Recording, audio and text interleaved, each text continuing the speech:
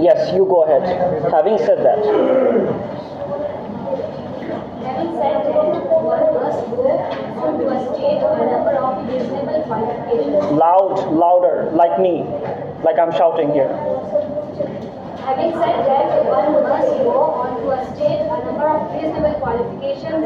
In the first place, it would be wrong to conclude that the Orient was essentially an idea, a creation with no corresponding reality. When Disraeli says, Okay, so wait. In the first place, it would be wrong to conclude that the Orient was essentially an idea or a creation with no corresponding reality. What is this saying? It is saying that the Orient, it would be wrong for us to assume that the Orient is completely a construct. So the author is saying that the Orient, according to the way Europeans have presented it, is not completely fictional. There is some kind of reality, there is some basis to it. Okay, it's not completely fictional. What practicality? Is it about practicality? It is connected to practicality. The way they represent it is connected to their practical needs. But that's not what they're saying here, but what you guessed is correct. When Disraeli said in his novel Tancred, that the East was a caveat, he meant that to be interested in the East was something bright young Westerners would find to be an all-consuming passion. He should not He should not interpret it as saying that the East was only a career for Westerners. There were and are cultures and nations whose location is in the East, and their lives, histories, and customs have a brute reality obviously greater than anything that could be said about them in the West. Okay. There were and are cultures and nations whose location is in the East, and their lives, histories, and customs have a brute reality obviously greater than anything that could be said about them in the West. He is kind of, Said is repeating the same thing here, that Europe, albeit in a slightly different fashion, he is saying that Europe has not fully captured the Orient in through their language or through their academic work or whatever. Because the lived experience of the Easterners, of the Eastern people, the brute reality of it is far greater than what they could comprehend. Okay, far greater than what they could capture with their writing, with their academic work, with their discourses. Continue. About that, in fact, this study of Orientalism has very little to contribute except to acknowledge it tacitly. But the phenomenon of Orientalism, as I study it here, deals principally not with the correspondence between Orientalism and Orient, but with the internal consistency of Orientalism and its idea about the Orient the East has carried, despite or beyond any correspondence or lack thereof with a real Orient. My point is that Disraeli's statement about the East refers mainly to that created consistency, that regular constellation of ideas as a preeminent thing about the Orient, and not to its mere being, as well as Stevens' phrase has it. A second qualification. A second qualification is that ideas, cultures, and histories cannot seriously be understood or studied without their force, or more precisely, their configuration of power also being studied. Okay, so a second qualification is that ideas, cultures, and histories cannot be seriously understood or studied without their force, or more precisely, their configurations of power also being studied. This part is important. Please take note of it.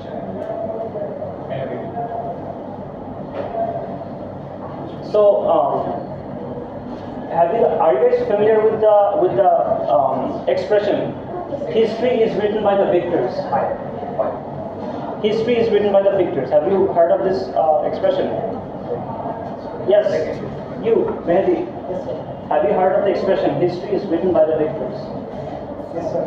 What does it mean? So can you repeat this? History, you said yes. I just listened to wrong. History is written by the victors. Yes, sir. I heard that. Yes. Explain. So I read that from the Nazi Board. I did not ask you where you heard it. I asked you to explain what it means. This means only victory with the people who can beat oppositions and beat. So To win the war, You're doing all right. You're doing all right. Continue. they actually write The ones who win get to write the history. All right? Did you guys understand this? The ones who win, the victors in a war, let's say for example, get to write history however they want. It might be lies, it might be fiction, but they get to write it. So who gets to write history? Occident or the Orient? Orient does not write the history. Occident wins. Occident wins. The Occident dominates the Orient. The West dominates the East. The West therefore gets to write the history. পশ্চিমা বিশ্ব ইতিহাস লেখে কারণ পশ্চিমা বিশ্ব বিজয় অর্জন করেছে। হ্যাঁ, you understand? Yes. Right or wrong, but yet maybe. Yes. No, you guys want to say something?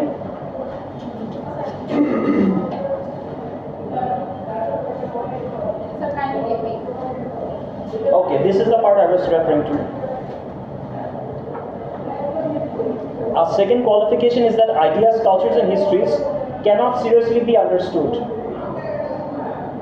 Do you understand this much? Ideas, cultures, and histories cannot seriously be understood or studied without their force, or more precisely, their configurations of power also being studied. What this part is trying to say is that you cannot understand histories, ideas, and cultures without knowing who wrote it. Okay? Without knowing who is responsible for producing it. Is that much clear? Yes. Okay.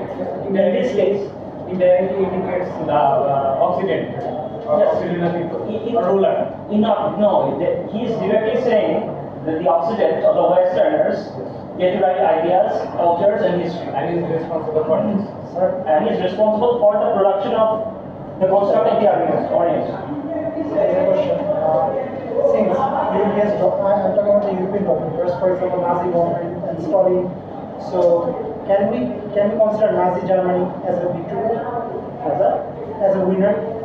So, you're talking about the reign of Hitler, right? Yes. So when Hitler was in power, he controlled the media, which all political parties do. When they're in power, they control the media for their own interests. They write history, culture, ideas. They expose history, cultures, and ideas as they want it. Okay. So the Nazi Germany has not completely won. I will tell you why. Because they won for a short time, but then they lost. Lost to Soviet Union. Yes, when they lost, histories, ideas, and cultures were understood to be propaganda. Clear? Yes. So don't need to go so far. We can talk about Bangladesh. Yes, we can talk about Bangladesh. Same thing. You can win for a small period of time, but you cannot win forever. We live for what? A human being lives for how long? 75 years maybe? 80 years? Maybe 110? Maybe 140 if you're very, very lucky. So you don't get to live forever, you don't get to write history as long as you want. Occident means West. West is Occident, Orient is East. So, the West, what I'm trying to say here is the West. Yes, the colonizers get to write history, cultures, and ideas. Why? Because they? Yes, in English. Please try to say it in English. Okay, say it in English.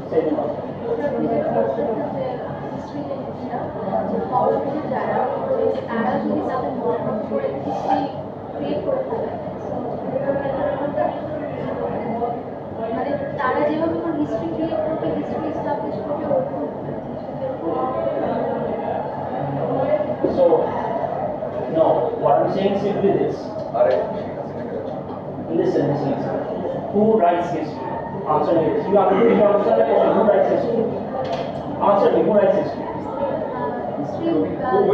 যারা হচ্ছে গিয়ে coloniser বা হচ্ছে Yes, exactly. The one. What does organizers? the Occident? The colonizers or the Occident? So they get right history. Sir, as example, যদি আমি শেখ হাসিনার যে family যদি ওরা একটা হিস্ট্রি ক্রিয়েট করেছিল অ্যান্ড আমরা ওইভাবেই কিন্তু ছোটবেলা থেকে পড়ে এসেছি বাংলা বা সমাজ বইতে পড়ে এসেছি, কিন্তু অনেক দিন পরে আমরা জাস্ট এখন জানতে পেরেছি যে ওদের হিস্ট্রিটা এখন পুরো রং ছিল। ব্যাপারটা প্রথম দেখে যে ওরা লাইক কলোনাইজার ছিল, আমাদেরকে মানেই করতেছিল, ডমিনেট করতেছিল কাইন্ড অফ। সো সেই বেসিসে ওরা একটা হিস্ট্রি সাজিয়েছিল ওদের ফ্যামিলিকে। Okay. Let me explain. I get your point, and you're right, partly, but internal political party. So, for example, if you talk about Party A cannot be a colonizer. Party A merely came to power and dominated. They are not colonizers. Colonizers are who? Europeans. Colonizers have to come from outside the region, outside the borders. In this case, the colonizers are outsiders. In particular, these are Europeans. Okay, Europeans like French, British, Americans, and so on, and they are Germans, Italians, and so on. The countries that we want to go to now for our higher education. Why do you think that is the case? They took our wealth and became wealthy, and developed their institutions and countries and so on. Whenever you think about colonizer, what is a colonizer? Think about countries that you want to visit for education. That's a colonizer country. Simple way to find out. Okay. So can we define them as dominating? Yes, they're dominating. That's the whole point, that they're in a dominating position. All right. Where was I? To believe that. Second part. Continue. To believe that the Orient was created, or as I call it, Orientalized, and to believe that such things happen simply as necessity of the imagination is to be Disingenuous. The relationship between Occident and Orient is a relationship of power, of domination, of varying degrees of a complex hegemony, and is quite accurately indicated in the title of K. M. Panikkar classic Asia and Western dominance. The Orient was Orientalized not only because it was discovered to be Oriental in all those ways considered common place by an average 19th century European, but also because it could be that is submitted to being made Oriental. There is very little concern to be found, for example, in the fact that Flaubert's encounter with an Egyptian courtesan produced a widely influential model of the Oriental woman. She never spoke of herself, she never represented her emotions, presence, or history. He spoke for and represented her. He was foreign, comparatively wealthy male, and these were historical facts of domination that allowed him not only to possess Hanem physically but to speak for her and tell his readers in what way she was typically Oriental. My argument is that Flaubert's situation of strength in relation to Kuchuk Hanem was not an isolated instance. It fairly stands for the pattern of relative strength between East and West and the discourse about the Orient that it delivered. Okay, so let me just explain this quickly. Kuchuk Hanem is the name of a person. Name of a person. Okay, so I'm not going to give you the details about Flaubert. Gustave Flaubert is a French writer. Okay, I'm not going to give you guys the details about the entire story because we don't have time to go that deep. But the issue here is essentially this: the Oriental woman. What is an Oriental woman? Oriental. Who is an Oriental woman? Those women who lives in eastern part of Okay, who is an Oriental woman? You. What is the Orient? What is the Orient? What is the Orient? the eastern part of. I didn't ask you. Oh, I'm so sorry. Orient? Who are the dominated by I asked you what Orient is. What is the Occident? Occident means who are colonizer. Occident means West. West. Yes, and the West are the colonizers. You're right. What is the Orient? Opposite of Occident. What is the opposite of Occident? What is the opposite of West? East. East. Think of Orient means East. Okay. Okay. Plain and simple. An Oriental woman is what kind of woman? Eastern woman. Exactly. Why do you guys make things so complicated? I don't understand. Why am I struggling with this? I'm still wondering. So, what he's saying is that what is the Oriental woman like? She never spoke of herself. Take note of these proportions. She never spoke of herself.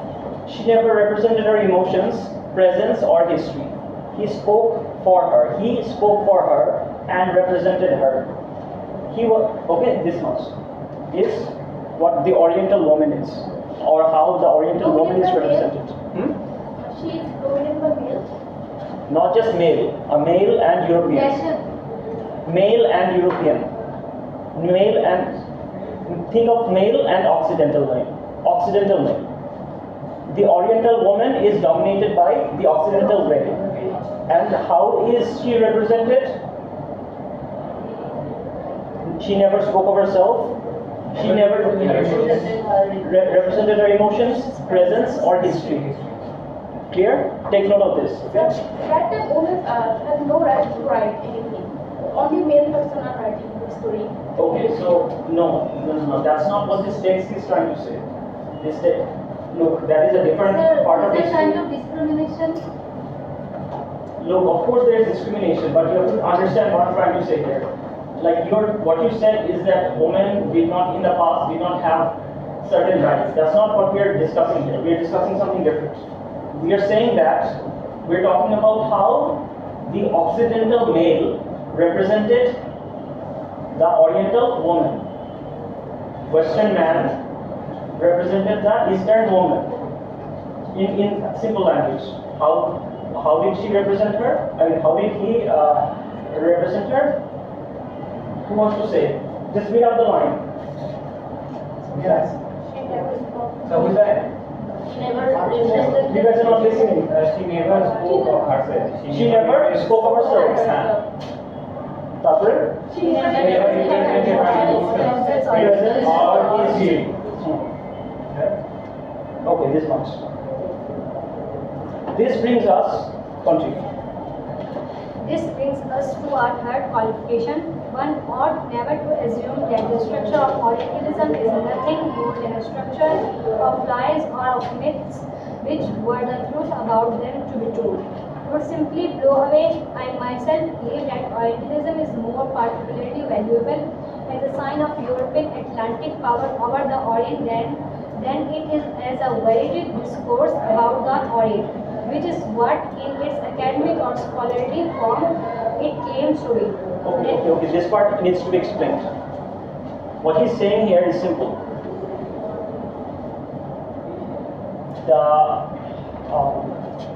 The knowledge produced by the Occident or the knowledge produced by the West about the Orient. Any kind of knowledge? Any kind of knowledge. Any kind of knowledge. Okay? Any kind of knowledge produced about the Occident, produced by the Occident on the Orient, is not is a sign of their power. Sign of their It power. has to be seen as a sign of their power, rather than, let's say, knowledge that claims to be truth. Do you understand? So the Europeans claim, or the Occidentals claim, that this knowledge is truth. But Edward Said is saying this knowledge is not a sign of truth, or it's not truth actually. It is a sign of their power. Your power, yes. What Yes. it is, truth or false. Doesn't matter, it's only sign of their power. Yes, exactly. Do you understand? It is a sign of their power because they dominated, and through their domination, because of their domination, they're now producing texts, right?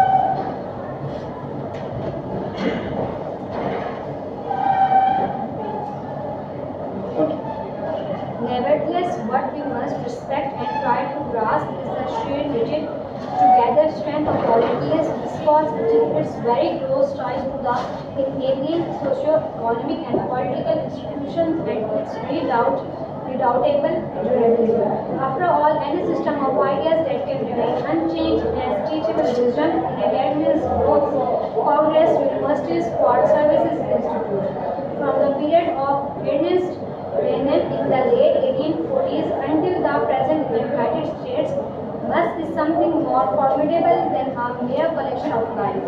Orientalism, therefore, is not an airy European fantasy about the Orient, but a created body of theory and practice in which, for many generations, there has been a considerable material investment. Continued investment made Orientalism as a system of knowledge about the Orient and accepted grid for filtering through the Orient into the Western consciousness, just as that same investment multiplied, indeed made truly protective the statements proliferating out from Orientalism into the general culture. Okay, so there again, this part is kind of repeating the same thing, but I'm going to still explain a bit to you. Orientalism, therefore, is not an airy European fantasy about the Orient. It is not an airy European fantasy about the Orient. Exactly, it is not fictional. It is not completely fictional. Okay, but a created body of theory and practice. Created body of what?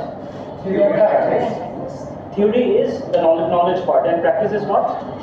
What is practice? Applying the meaning. Practice is application. So in other words, it's not just theory, it's also about practice. What is the practice part? Through the practice they do what? Applying the real life. The theory is the knowledge. Through practice they control. Orientalism therefore is a theory about how to control the East. Alright, clear? Yes, sir. In which, for many generations, there has been a considerable material investment. For many generations, people have been investing in the production of this theory and in trying out, testing out these practices. Okay? So there has been a lot of work going on for many generations on how to, on producing knowledge on the Orient and how to control the Orient. By whom? The Occidentals.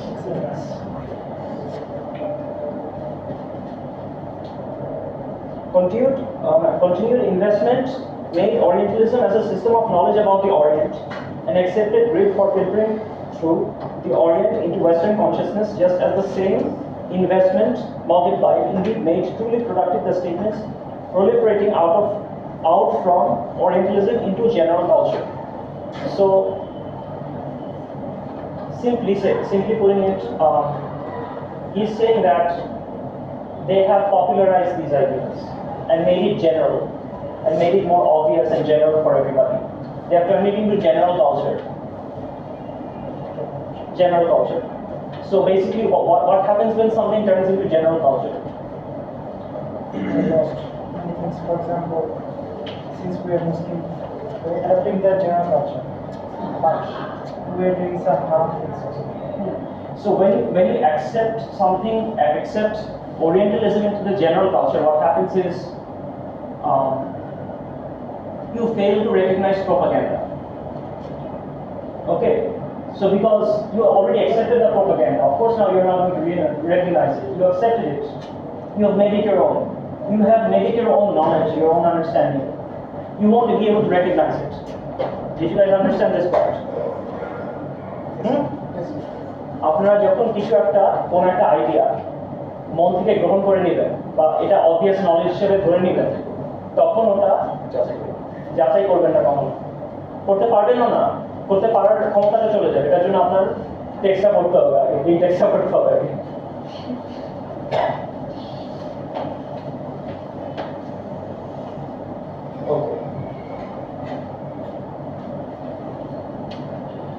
Why don't you read?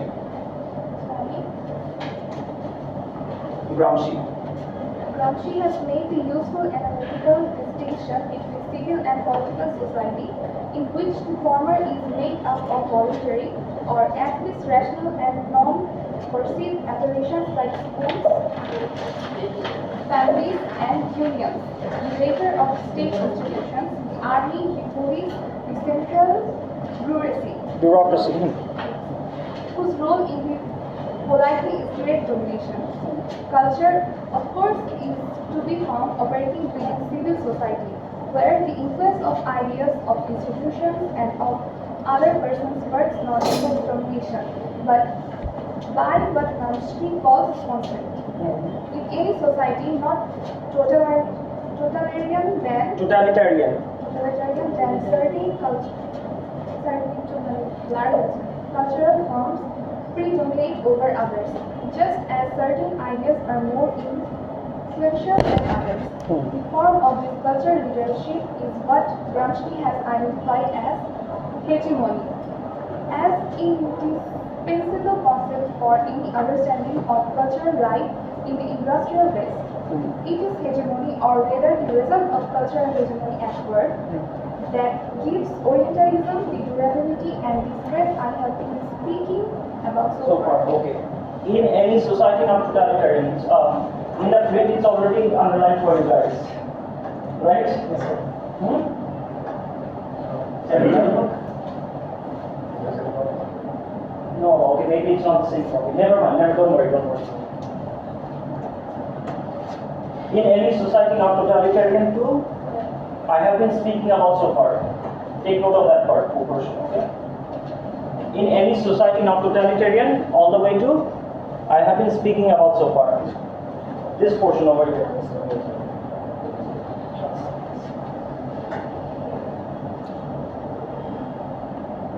So he's saying,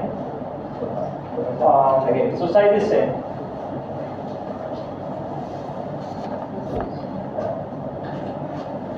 are you guys familiar with the term fascism? Fascism? Everybody should be familiar with the word fascism. Yes. Yes? Yes, sir, I heard it but not understand it exactly. Okay. So do you guys never question it? Everybody here has heard of the term fascism, right? Who can tell me what it means?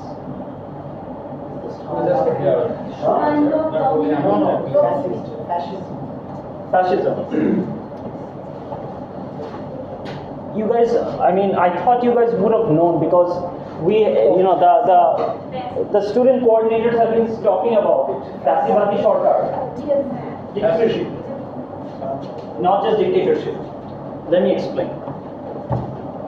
Fascism is connected to nationalism.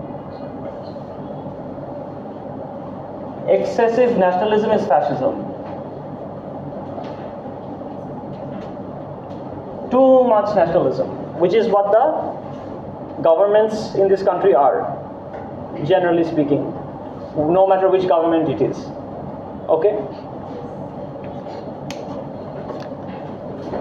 So, Shoirachar is dictatorship, right? Excessive nationalism comes with dictatorship, of course. These things go hand in hand. Why do you think that is the case? Because human beings are not by nature nationalists. We are not by nature nationalists. The government enforces nationalism. The government gives us these discourses on nationalism. The general populace accepts these discourses, these kind of propaganda, and become fascistic themselves as well. Did you guys understand what I said? Are there people who still haven't gotten the text? You haven't. You guys? Why not? Are you guys new in this class? You guys, today is your first class. And you? Did you get the text? First class? Second class? You should have gotten it. Why don't you? Do you want to go and get it, or like? You could go and get it right now. It's at the bottom. You can get it from the photocopy shop if you want. But you got it, right? You didn't. Today is my first class and everybody is going to take it. Okay, please get it quickly. Yes. Please get it quickly because we have covered so much.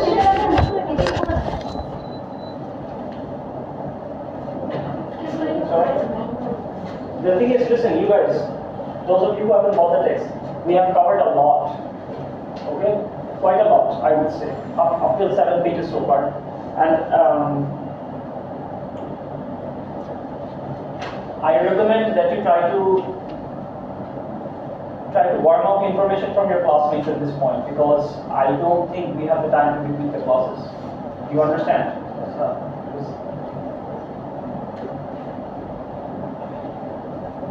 I'm really worried about some of you guys.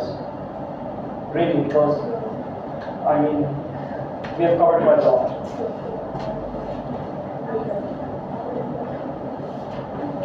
Oh yes, where were we? Cultural history. Before midterm, how many shifts would you cover? Before midterm,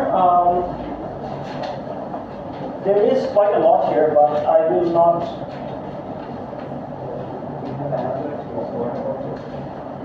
Another sheet. What about another? What is We have another office that is given by you.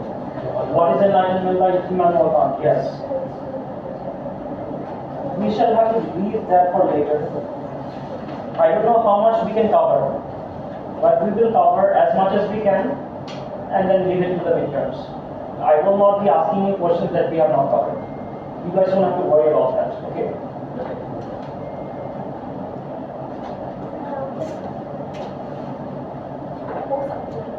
Course, you guys haven't gotten that course outline? Okay, why didn't you guys just remind me, okay? I have the course outline. But anyways, let's get back to this. Fascism. So the kind of society that we live in is a totalitarian society because everything is controlled, just like Hitler. Hitler's society is a totalitarian society because he controls everything, the media, the newspapers, he controlled everything. He had lots of propaganda against the Jews as well. So Hitler's society was a totalitarian society. And the kind of society that we've been living in or we are living in is also kind of totalitarian. Can we consider him as a fascist politician? Of course. You know, so Hitler believed in the superiority of the German race, of the Aryans. He believed that blonde people, blue-eyed, blue-green-eyed, blonde-haired people are the superior race. Do you guys understand what I said? Yes. He believed that they were the superior race, they should rule the world. That means he was also a racist. Kind of racist. Of course he was a racist. Horrible racist. And he believed that the Jews were rats. Sir, it is same to those who Saddam What did he believe? Tell me. In what? Like Muslim guys. Saddam Hussein. What did he believe in? That's what I'm asking you. I know Saddam Hussein. What did he believe in? I don't know him personally. I heard about him. Sir, I think that he was like He was? like Hitler. He was the right what? He, how was he like Hitler? Tell me.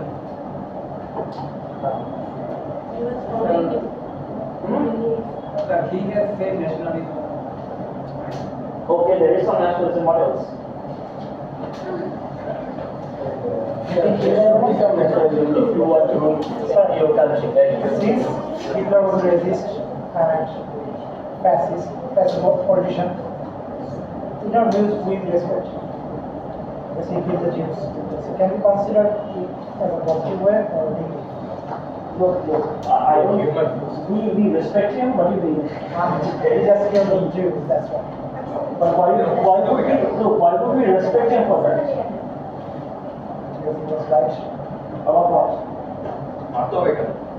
Because No, please. If you can, I know you can speak in English. Please don't speak Bangla if you can first. Yes, what? Because he was right. He said that Jews will dominate the world and I killed them Yeah, I left some of them, so the people all will know that who are. So I think they did the right thing from my perspective. Okay. No problem. You're open to presenting a perspective. So I'm not going to push my ideas on you. Let me tell you why I think he was not right. Yes, I mean let's assume for a moment that he was right. Jews will dominate the world. If you got them all, I think they will be.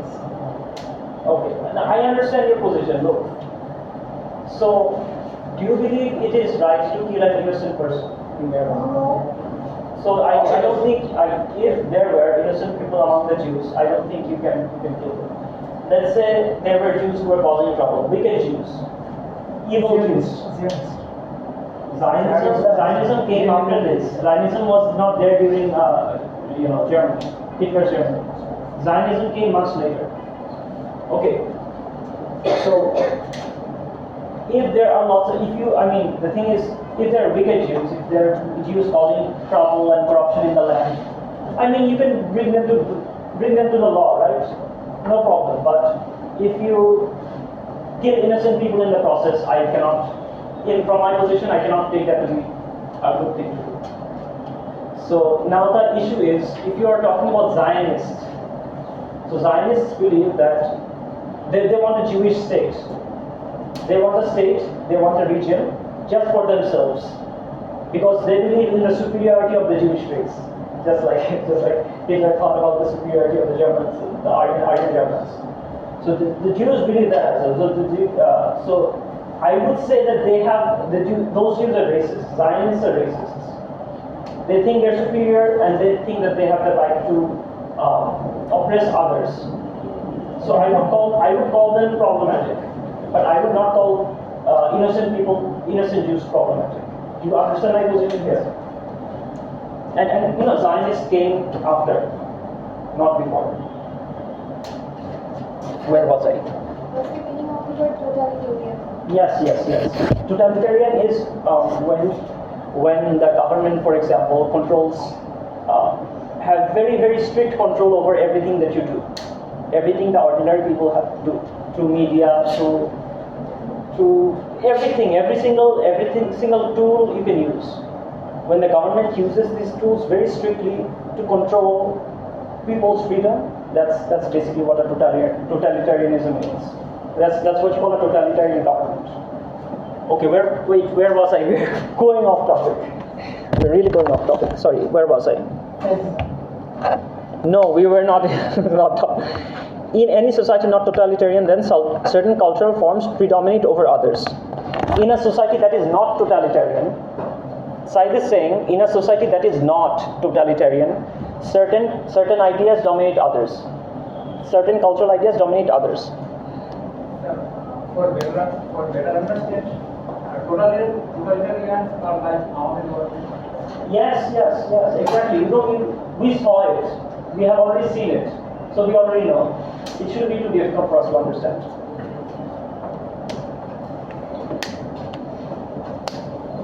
And I would recommend that you not say everything out loud. All right? Indirectly. Hmm? Yes. Indirectly. Yes. Try to express things indirectly for everyone's safety.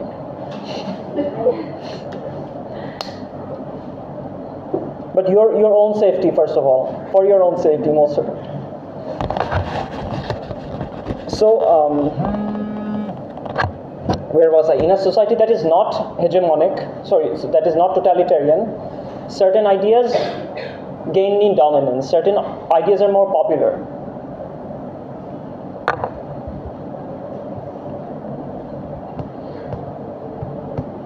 And these ideas gain in leadership. This is what a thinker called Gramsci calls hegemony. Okay? It is hegemony, or rather the result of cultural hegemony at work, that gives Orientalism the durability and the strength I have been speaking about so far. Let me give an example of cultural hegemony.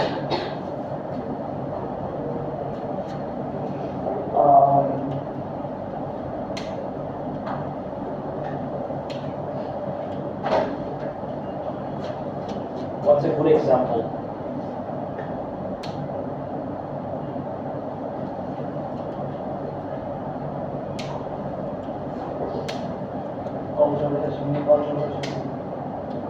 Culture, think of it like this. When you accept certain ideas to be, certain things to be true, even though they're not, and even though it's not beneficial for you, let's say. For example, if I say the West is superior to the East, or the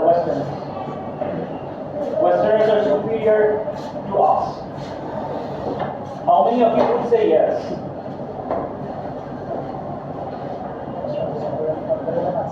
Yes. Would you agree with that? What was the yes, sir? Not 100%, right? Yes, sir. Yes. Yes. This is how 100% yes. Huh? 100% yes. Not 100%, but yes. Yes. So this is kind of cultural hegemony. Like when we accept certain things, like when we accept that everything that we have. So you see, when we teach post-colonial studies, people have difficulty accepting that. Some people will say that the West has done a lot for us. The West has saved us from barbarism, from backwardness. And even if I try to explain to them that they have economically made us poor, they have taken away our culture, they have oppressed us, some people will tell me, and I've seen students, and my own classmates, some people have told me, but look at the technology we have. We would not have had this technology if the West did not colonize us. So the West actually did something great for us because of the technology.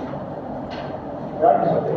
Technology, language, communication language. Yes, because of the, and then some people will also say, look at the English language, for example. If we did not have the English language, we could not learn all the science. You guys understand? So no matter how much I try to explain historically and socially, morally, all the wrongs that the Occident has committed because of cultural hegemony, my own countrymen will say they have actually done some good. They have actually done us more good than that. I would call this cultural hegemony. Yes, we have already accepted it. This attitude is what Gramsci is referring to. That certain ideas gain dominance, gain more influence. Automatically, we just take it for granted. Okay.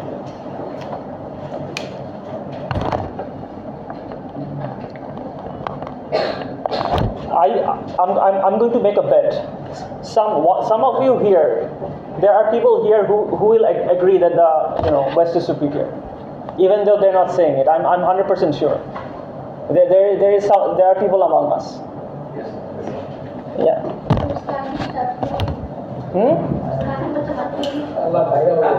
You have some interesting ideas.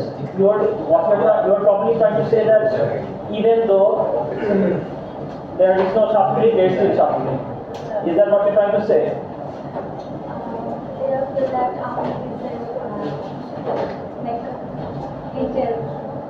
Like angel. Your topic is context. No. I don't think you. No. I misunderstood you. You did not really get it. You're using a completely different. You're saying something completely different. Look, if you said that there's no homily now, people don't like to call themselves homily because people are, whatever. People are scared. But there will be still homily among us, in this class, who support homily with their heart. I would call this somewhat close to what we understand by cultural hegemony. Okay, but it's not quite the same thing. Even out of context. Yeah, it is a bit out of context, but I was just trying to explain her from her perspective.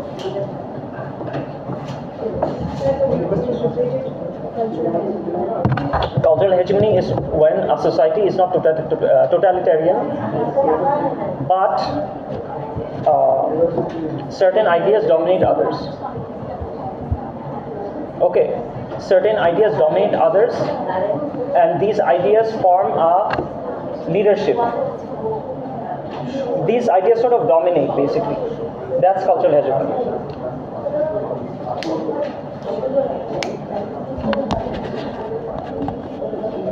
What happened? What are you guys murmuring about? What happened? No, I want to hear what you guys are talking about. Yes. Talking about the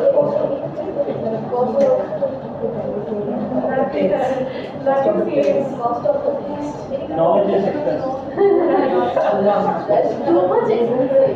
Knowledge is the most expensive.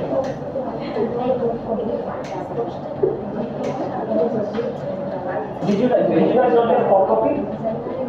Photocopy is 5 taka. Print is 10. 3 taka. Wonderful. Save us. We'll give you 2 taka. In my area. In his area it's 2 taka. You can ask him to get the screen. Printing is 8. Printing is 10. In my area. In my area 8. Huh?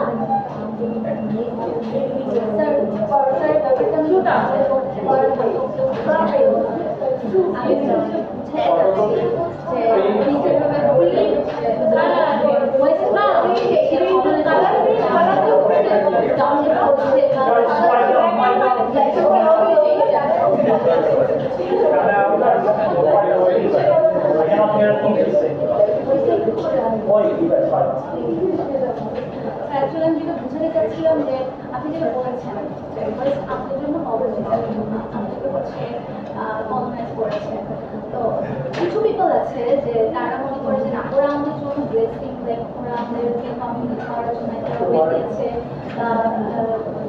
অনেক কিছু রোজে পর্যন্ত media দিয়েছে, বলা যায় phone এগুলো সেগুলো কিছু দিয়েছে। তো মডার্নিটি দিয়েছে, মানে কিছু কিছু এরকম তাদের পারসেপশন থেকে ফিল করে যে না ওরা ভালো কিছু করে কম করেছে। তো আমি এই দিক থেকে ছাত্রদের জন্য বললাম যে এটা কিন্তু যেটা এখন অনেক অফার চলতেছে বা হচ্ছে একটা একটা ইয়ে চলতেছে, তো আমি একটু ওদের সাথে না ওরকম না অ্যাজ এ ফান একটু বোঝাতে চেয়েছিলাম। কারণ কি আওয়ামী লীগ বলেন বা হচ্ছে বিএনপি বলেন, মানে এনি মানে যারা যারা হচ্ছে পলিটিক্যাল ছিল কম বেশি সবাই ভালো করেছে খারাপ করেছে, সবারই ছিল।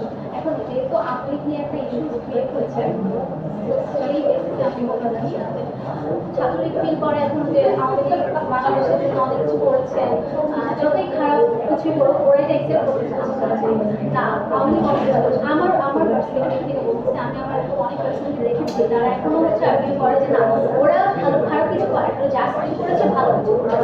বাংলাদেশ এমন একটা কান্ট্রি ছিল যে বাংলাদেশকে কেউ চিনত না, কিন্তু আওয়ামী লীগ সরকার নাকি হচ্ছে বাংলাদেশকে ইমপ্রেস করে দিয়েছে ওয়ার্ল্ড ওয়াইড। তো এই জিনিসটা তাদের কাছে যে আওয়ামী লীগ অনেক কিছু করেছে, অনেক খারাপ কিছু করেছে, তাদের কাছে অ্যাকসেপ্টেন্স পাচ্ছে না। তাদের কাছে পাচ্ছে যে সে ইন্টারভিউ করেছে, ইন্ট্রোডিউস করে দিয়েছে। আইডিয়াটা কিছুটা কালচারাল হেজেমনির কাছাকাছি আসছে। এটাই আমি আসলে আসছে কিছুটা আসে, বাট একটু still out of context.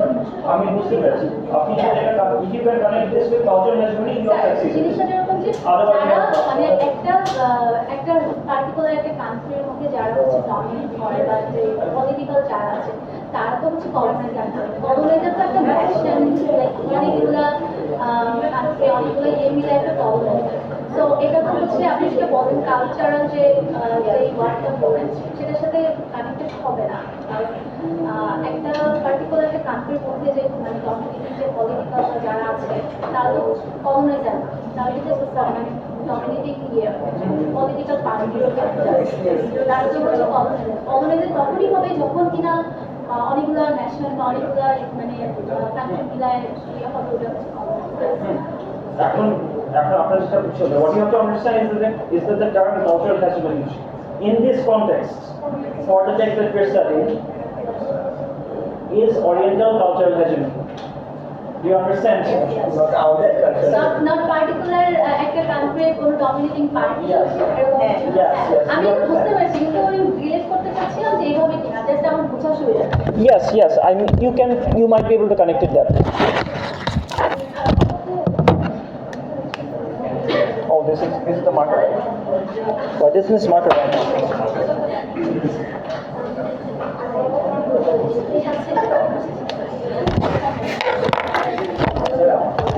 Okay, where were we? Sorry.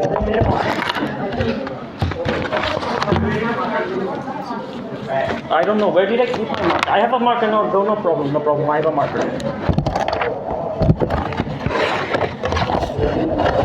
How much time do we have? We have a lot of time. Wonderful.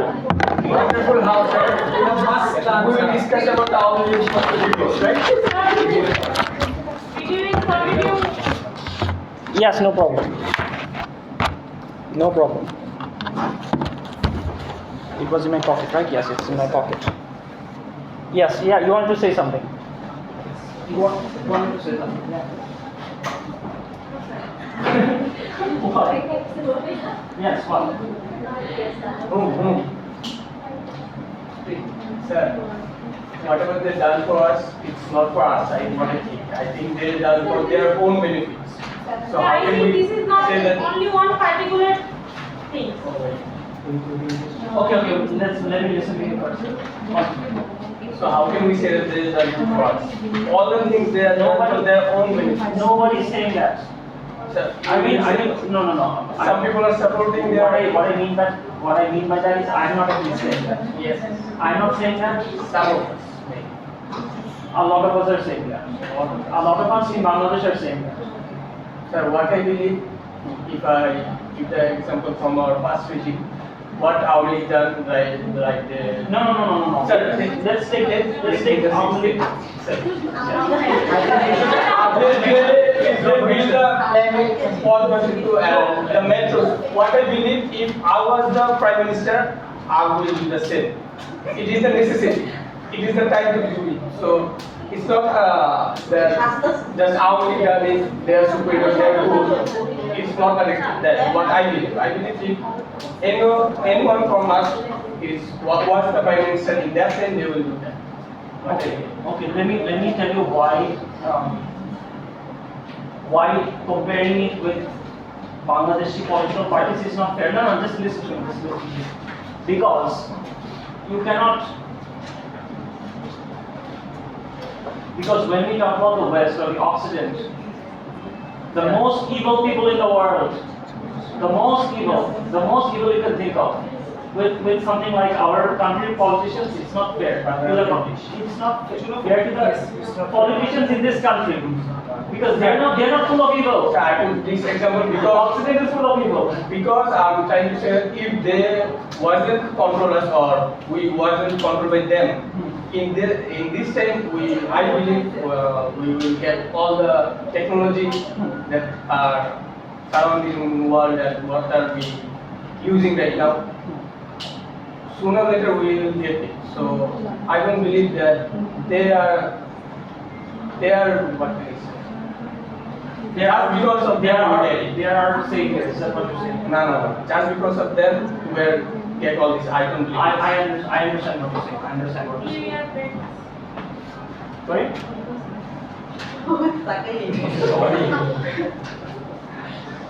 Okay. Some of you guys, are you guys listening and are you guys? No, sir, we are listening. No. The three people behind you. I'm not sure if you guys are, in the loop. Yes, you wanted to say something.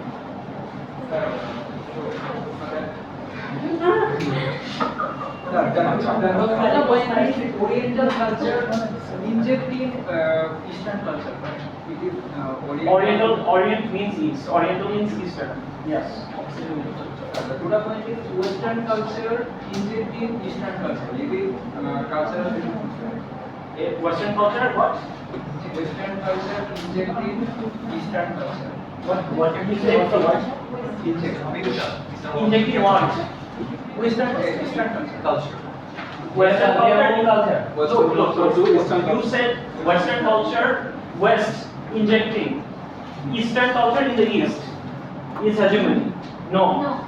Westerners injecting Western culture in the East is hegemony. Cultural hegemony. Because if we accept the Western culture as the norm, the West becomes the most superior thing we can think of. Okay?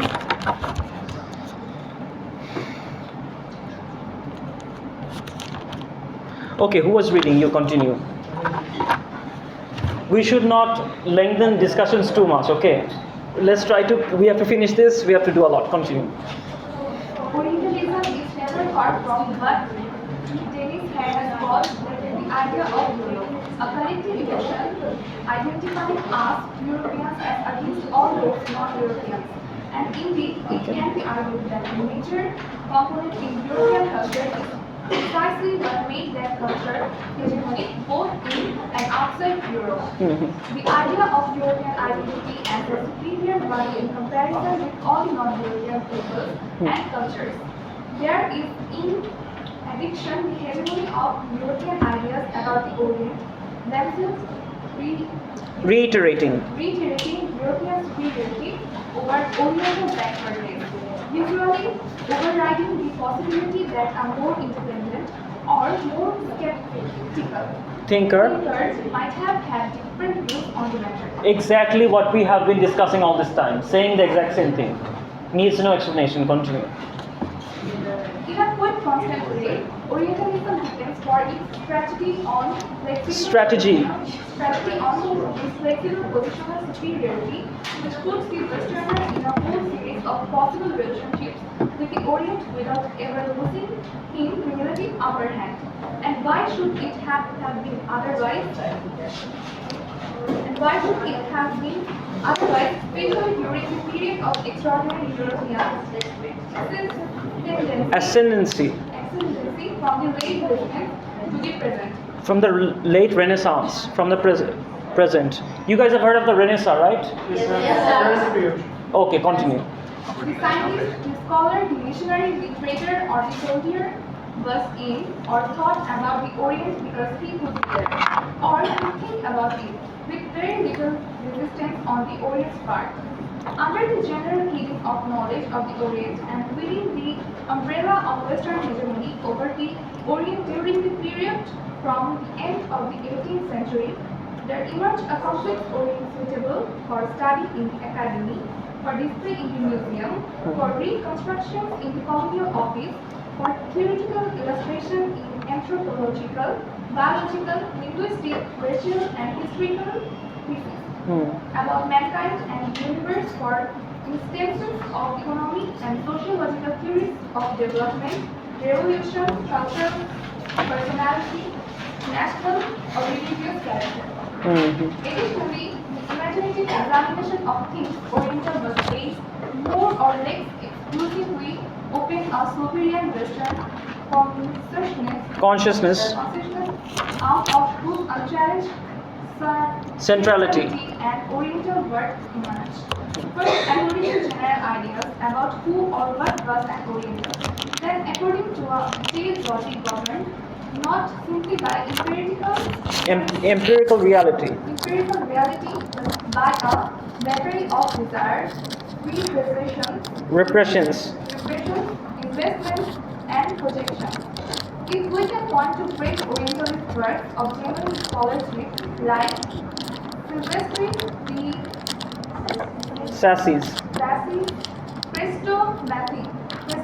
Chrestomathy Arab or Edward William Blake's account of the manners and customs of the modern Egyptians. We need also to note that Rena's and Gobineau's racial ideas came out of the simple impulse, as did a great many Victorian pornographic novels. See the analysis by Stephen Marcus of the lustful Turk. And yet one most repeatedly asks oneself whether what matters in Orientalism is the general growth of ideas overriding the mass of material, about which who could deny that they were shot through with doctrines of European superiority.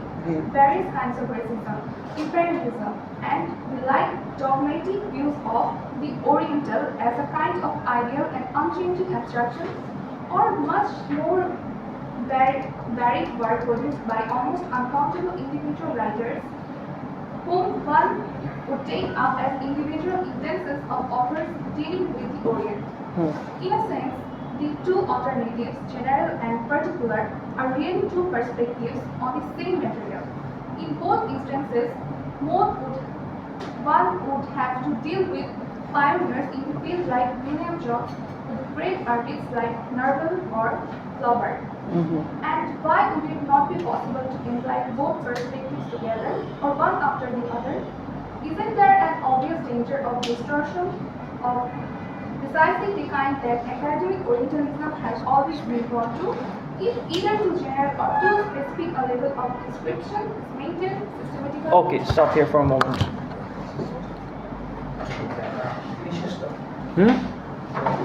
Sorry? Just tell me, why are you guys so worried? Okay, yeah, for you, not for me.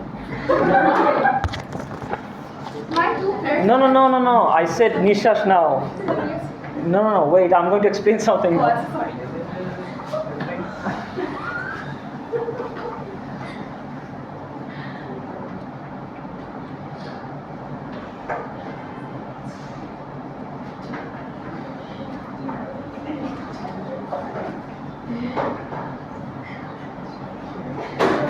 Have you guys watched Black Panther?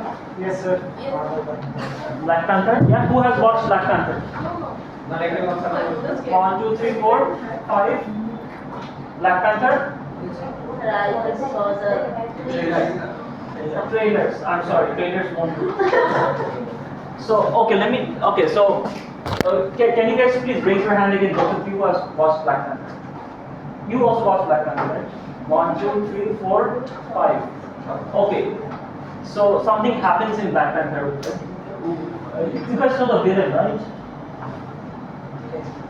What's the name of the villain? In which part?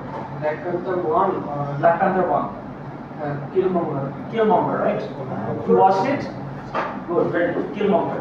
So, how is Killmonger introduced in the film?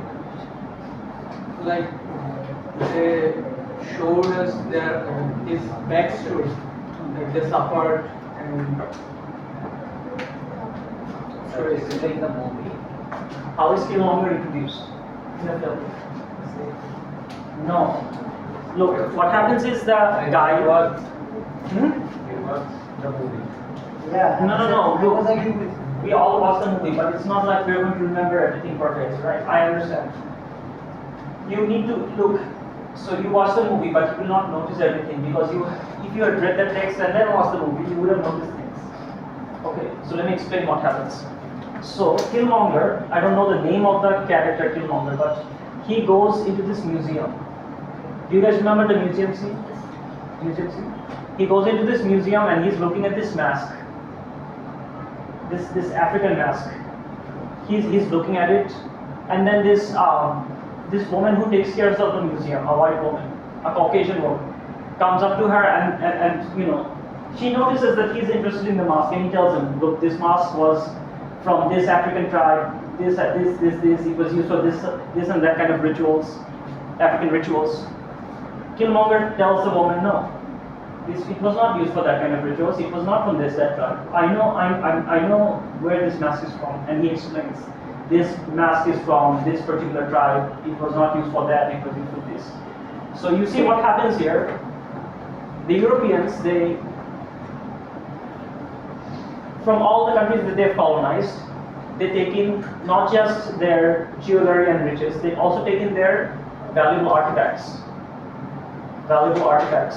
Like, for example, the head of an Egyptian sculpture.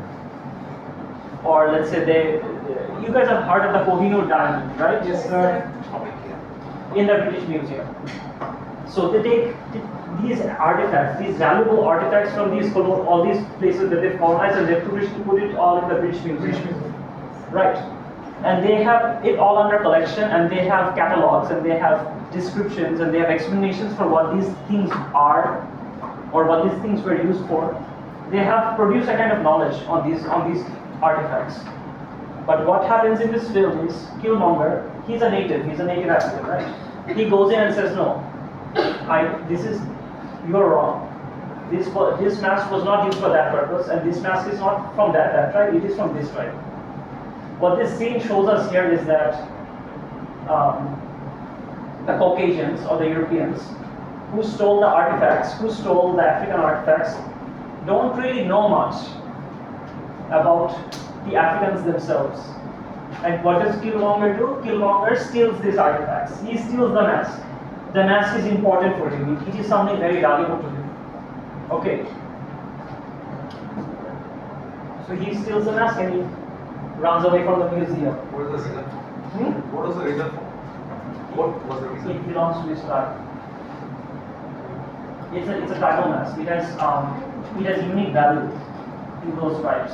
British snatched that mask and he just Took it back. Okay.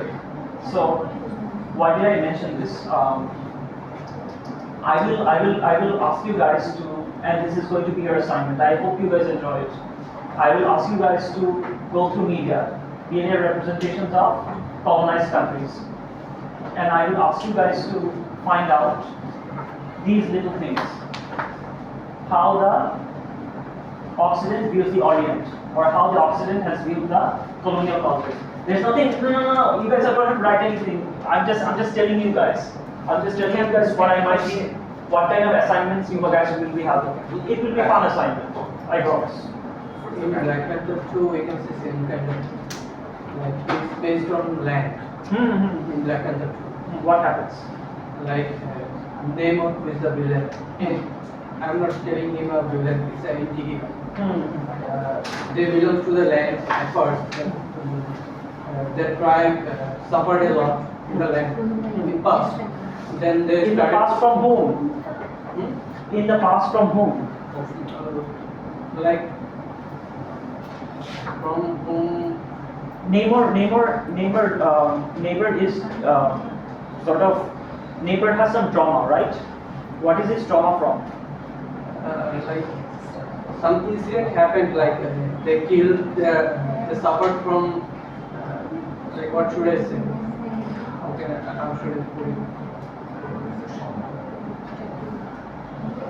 Okay, do you guys remember what happens in Black Panther 2?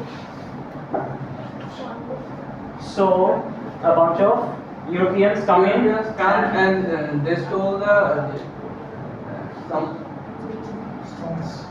stone like that. They steal something, okay fine, they steal something, but they also kill Namor's people. People, and they burned out all their houses, Yes. everything. Then they started to live in the ocean, and they found some leaves which thing gave them some kind of power to live in the ocean. I understand. So, no problem. You guys will watch it.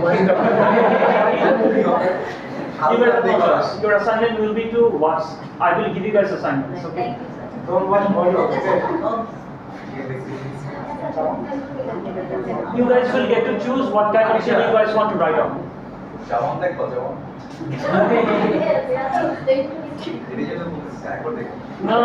No unnecessary talk, please. This is basically what he's saying in that portion that we just read now.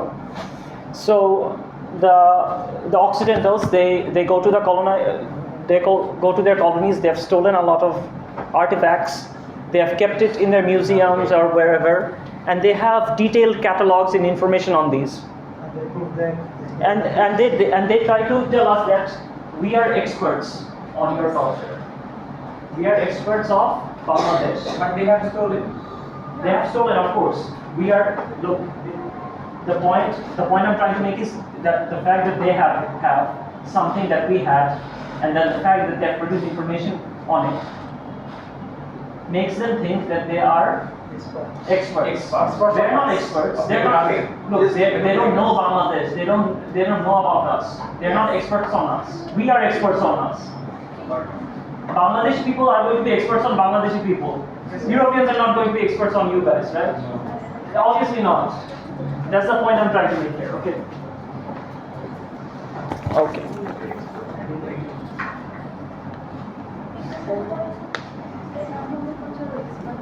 Sorry? Analyst. No, what did you say?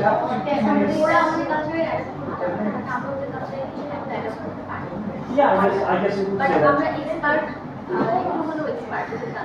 A little bit, yes. Because cultural domination, we already know a lot about it. We can fool them without language. We can fool them without language. You can use slangs. Okay. Huh? Short discussion. Produce something. Okay. So where were you? Sorry? So what? Our class is 1 hour 30 minutes, right? So there is no problem. You still have 10 minutes.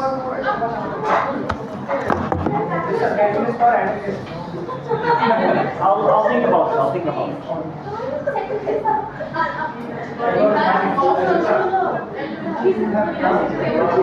Oi, guys, quiet down. I'm going to explain a few more things. The class is not over. The class is over when I say it's over. Okay. This portion, the big paragraph here. And yet, start from sir.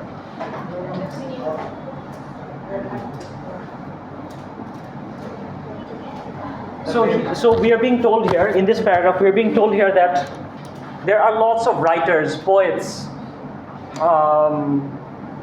writers of any varieties of kinds, of various academics, both individually and then collectively. If we study them individually and if we study them collectively, this Orientalist attitude can be found, whether you study them individually or collectively. You will find this Orientalist attitude in all their works. Like, can you give me an example? Mark Twain, Orientalist. Have you guys ever heard of Mark Twain? What is this horrible? Wait, where did I keep my? Yes, Mark Twain. I have a marker, don't worry. Mark Twain. He is an Orientalist. You guys have not heard of Mark Twain? It's the first time here. Nobel laureate in English literature. Nobel laureate in English literature. So what happens? Orientalist gets a Nobel laureate, gets a Nobel Prize. What happens? He is accepted by the entire international community as a great novelist. But this guy is a horrible racist. Keep in mind. Right? His name. I don't know. Okay, so think of it this way. Let's say a horribly racist writer gets prizes like this. Let's say Rabindranath. Rabindranath gets a prize like this, but Rabindranath, let's say, I'm not saying Rabindranath is, but let's say Rabindranath is a horrible racist. How would that make you feel about Rabindranath now? You see, here's the thing, listen. The West intentionally gives prizes, famous prizes, to those people who are Orientalists. Consider that as a thought.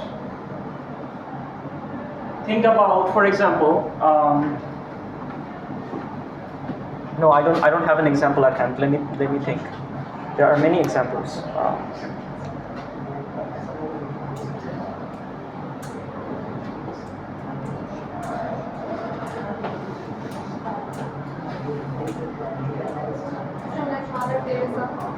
Mother Teresa. Did she get a Nobel Prize? No. She did not get a Nobel Prize. Very good example, but still very good example. Mother Teresa is known as what? A great woman. A great woman for what? Huh? Mother of humanity. You see what? You know what she also did? She also converted people from other Eastern religions to Christianity by being nice.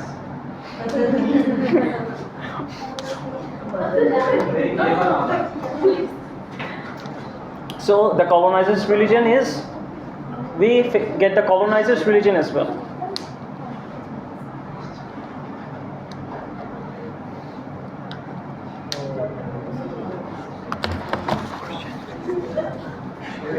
what's so funny? I want to look. Why are you guys laughing? He said Dr. Yunus is also a Nobel novelist.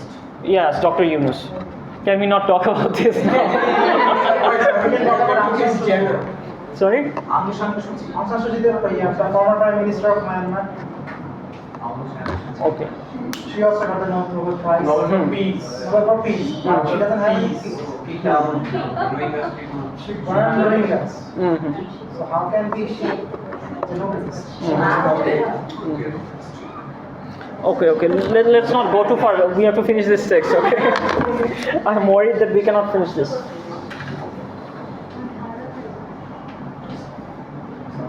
My two fears are distortion. Who's going to read? You.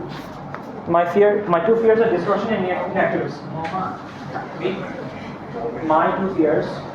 My two fears are distortion and inaccuracy, or rather the kind of inaccuracy produced by too dogmatic, generality, and too positivistic, localized focus. In trying to deal with these problems, I have tried to deal with three main aspects of my own contemporary reality that seem to me to point the way out of the methodological or perspectival difficulties. I have been discussing difficulties that might force one.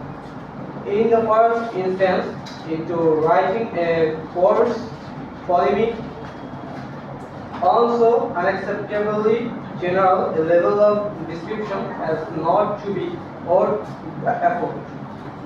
Or in the second instance, into writing so detailed and atomistic a series of analyses as to lose on track of the general lines of force informing the field, giving it its special potency. How then to recognize individuality and to reconcile it with its intelligent and by no means passive or merely dictatorial, general and hegemonic context. Okay, he's talking about methodology. We don't need to hegemony. What is hegemony? We just discussed hegemony. So he's talking about context. Hegemony context is in the context of hegemony. In the context of hegemony, that's all it means. But then again, this part I'm not going to delve into because this is methodology. His side is actually talking about how he has done his analysis. This is not important to us at our level. Okay. It is important it might become important to you once you guys are doing some kind of research. PhD, maybe a special kind of master's or postgraduate. I mentioned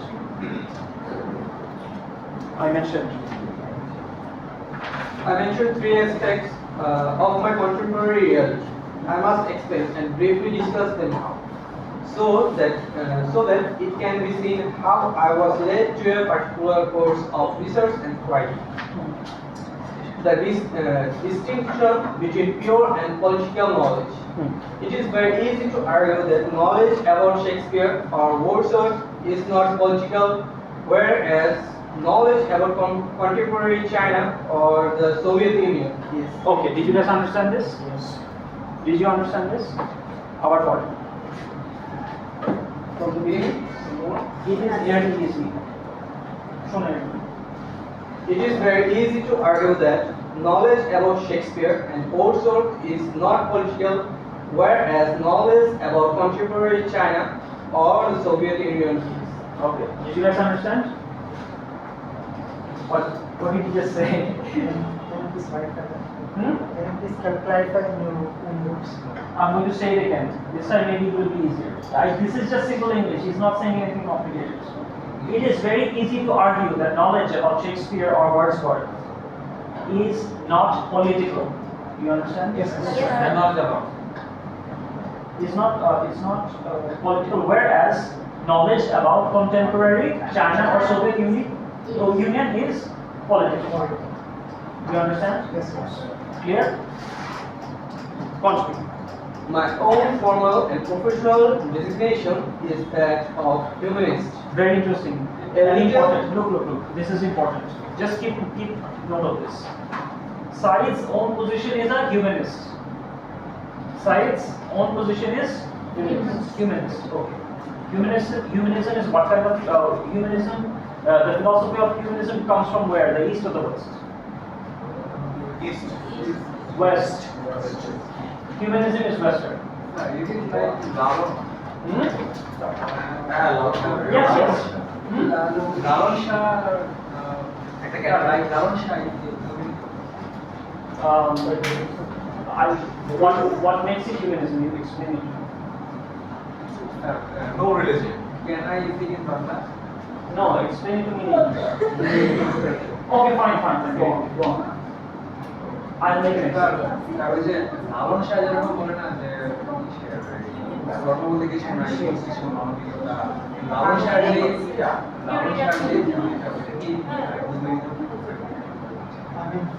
He just prioritized the Okay, fine. Maybe you could call you a humanist. I'm not familiar with Lalon Shah's philosophy. That's why I cannot tell you right now. Okay, because this is due to my own ignorance of Lalon Shah. It could be that he is a humanist. Okay. So what I was saying is that Said's own position is Western. Is a very Western philosophy oriented thing. Continue. a title which indicates that humanities as my field and therefore the unlikely eventuality that there might be anything political about what I do in the field. Of course, all these labels and terms are quite unannounced. Unnuanced, as I use them here. As I use them here. But the general truth of what I am pointing to is, I think, widely held. One reason for saying that a humanist who writes about Warsaw or an editor whose specialty is kids is not involved in anything political is that what he does seems to have no direct political effect upon reality in the everyday sense. Okay, stop. Did you guys understand this part? Who understood? Who can explain this to me?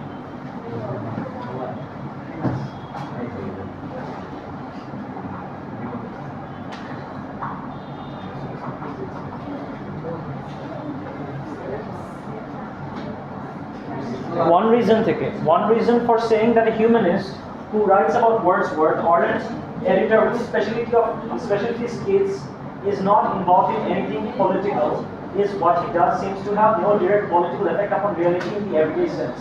Underline this portion. One reason to everyday sense. Yes.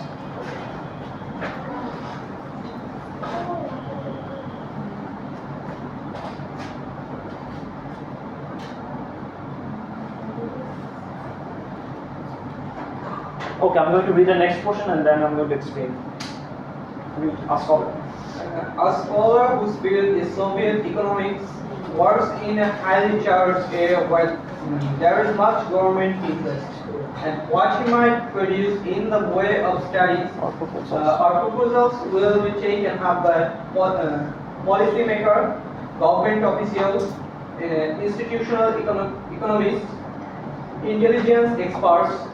The distinction between humanists and persons whose work has policy implications or political significance can be broadened further by saying that the former's ideological color is a matter of incidental importance to politics, although possibly of great moment to his colleagues in the field, who may object to his Stalinism or fascism or too easy liberalism. Whereas the ideology of the latter is woven directly into his material. Indeed, economics, politics, and sociology in the modern academy are ideological sciences, and therefore taken for granted as being political. Okay.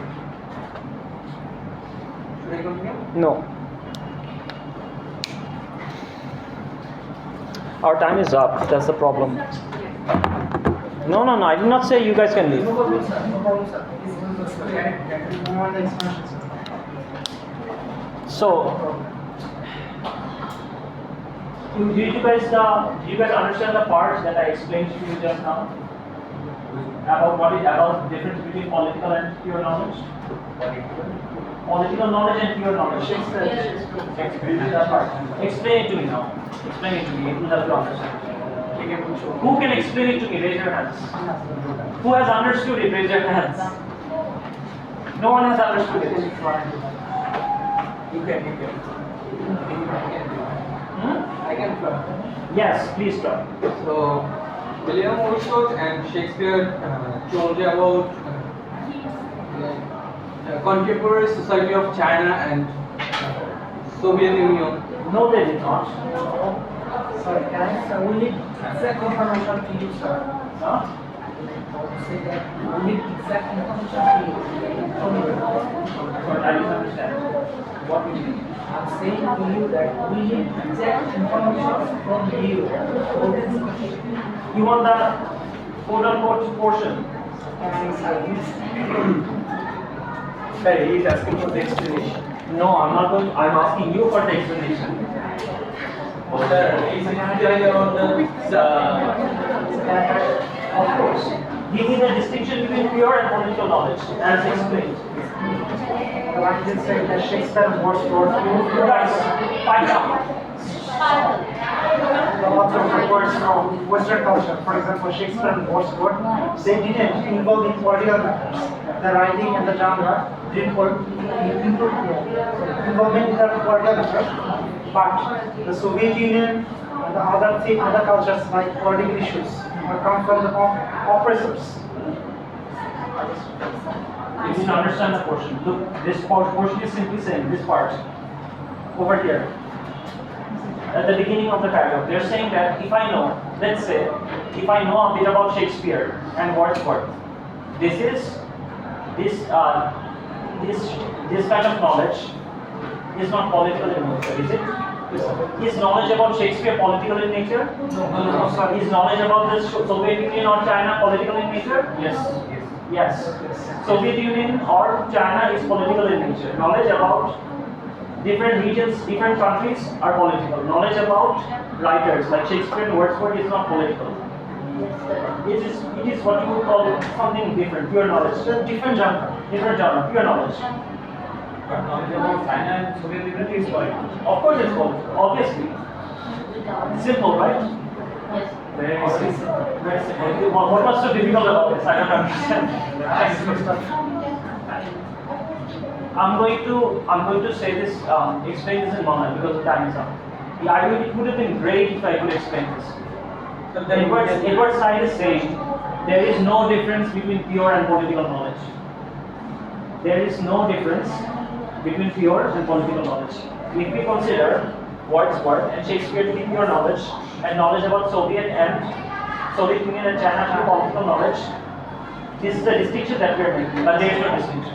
What is that? Said is saying there is no distinction. We cannot distinguish. I'm not saying he cannot distinguish. I am saying that Said, according to Said, there is no distinction between these two kinds of knowledge. All kinds of knowledge is both pure and political. Knowledge is inherently political. That's what he's saying. যে কোনো ধরনের জ্ঞান রাজনীতির সাথে কোনোভাবে জড়িত থাকবেই সবসময় কিছু করার নাই। আমরা যে ডিফারেন্সটা করতেছি This like distinction- Wordsworth and China him হ্যাঁ, this is the distinction that we're making. this is right, this is not. There is no such distinction. Every kind of knowledge is political. All knowledge is political. You may want to separate it, but there is no way to get out of it. Because the political environment that you live in dictates the kind of things you study, the kind of work you will do, or whatever you will be doing.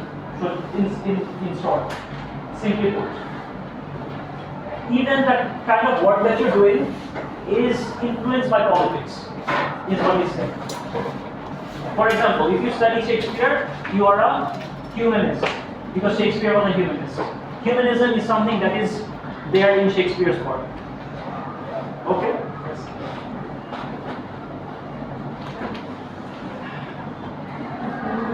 Here? Did everybody understand? You guys, did you understand? You three. Yes? No, wait. I want to make sure these three understand. Yes, you. Did you understand what I said?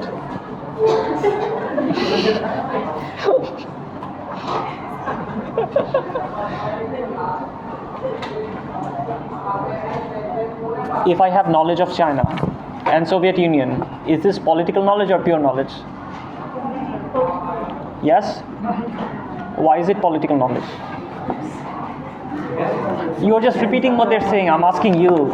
Don't repeat what they're saying. Tell me what you think. No. Yes, according to Said, look, here's the thing. No matter, Said is simply saying this, no matter what kind of knowledge you acquire, it is political in nature. Simply. Okay? You don't need to do you want the explanation? The explanation? No, I'm going to give you guys the explanation. Because no matter what you do, what you study, even if it's not about Soviet Union or China, it will be influenced by politics, the kind of work that you do or the kind of things that you're studying. You understand? Clear? Okay. In this section, Said is trying to try to say in this concept, right? In this paragraph, all I is trying to say the political and the pure